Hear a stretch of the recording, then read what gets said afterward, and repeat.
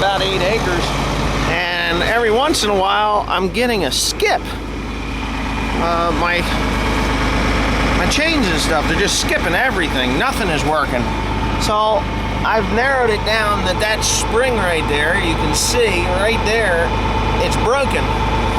And it's not putting enough pressure here to keep it engaged in the gears that are inside. So, I don't know, maybe every so often it'll skip, and that's not going to be good because everything shuts off. Shuts the corn off, shuts the fertilizer off, everything just stops working. So I'm gonna continue to run because it's Sunday. Tomorrow's Memorial Day, and I'm just not gonna get parts. Now for some reason that clear box here seems like it's got an awful lot in it. What the hell's going on here? Oh well, we'll figure it out.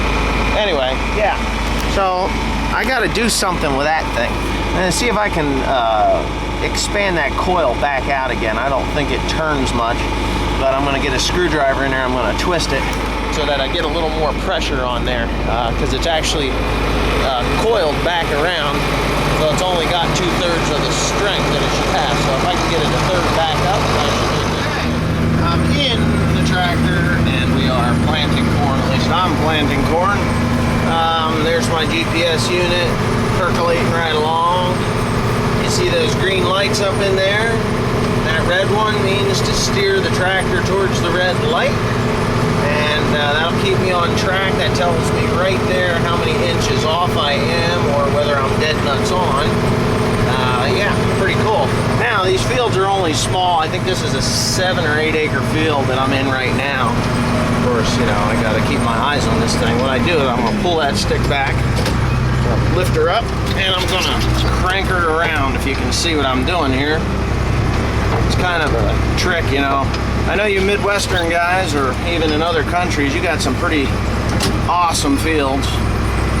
These here fields are New Jersey fields, and what they did back when dairy and animals were king is they took these 100 acre fields, these 150 acre, 200 acre fields, and they fenced them off.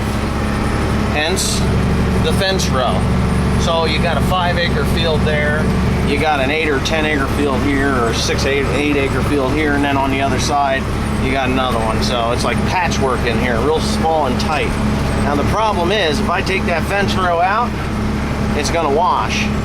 And I think that's more or less why they actually fenced it off the way they did, because of the type of soil and the amount of water that runs off these clay-based soils. It's not like it's sand, but these clay-based soils just wash away, and then you get these huge ruts. And that's another reason why I do a lot of no-till, because you'll end up with ruts.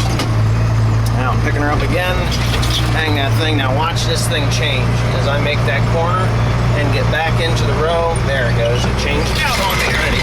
Now see that light bar turning red, then green, and then back again. I had to stop. Now watch, there it is, I'm dead nuts on. Now, yeah, I gotta turn to the right. That's my speed right there. I want to be around 5.5 miles per hour, which we'll do right there, 5.2. The reason you want to go 5.5 miles an hour is because I'm putting down 31,000 plants to the acre, 32,000, I think it's 31,800. Yes, I'm using wide rows, but I can do just as good with wide rows here in this area as you can with the narrow rows. And it's easier for me to get down the rows with the sprayer and stuff rather than running over corn, which I like that idea.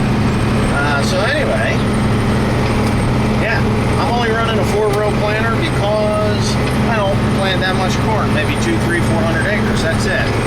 The rest is hay, as you, all my subscribers more than likely already know. But I'm having a good time here. It's Sunday, the day before Memorial Day.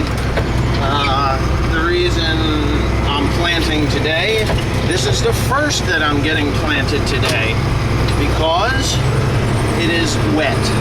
I'm actually still having troubles getting the slots to close up, but you know, it's either going in the ground or it's staying in the bag, and you know, it's got to go in the ground. There's just no choice, especially with the price of corn. It'll still yield out 150 bushels if I get a perfect year between 150 and 200.